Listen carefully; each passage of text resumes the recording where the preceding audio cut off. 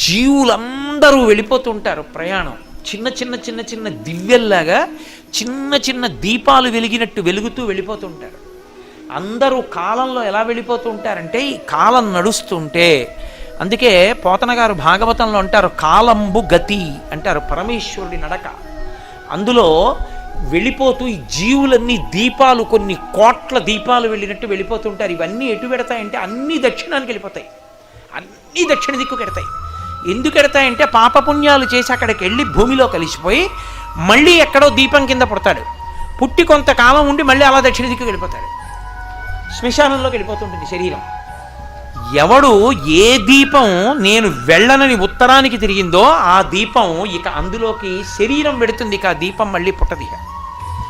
అలా తిరగాలంటే ఉత్తరానికి ఎవరి ముందు కూర్చుంటే తిరుగుతుందో తెలుసా? ఒక్క దక్షిణామూర్తి ముందే.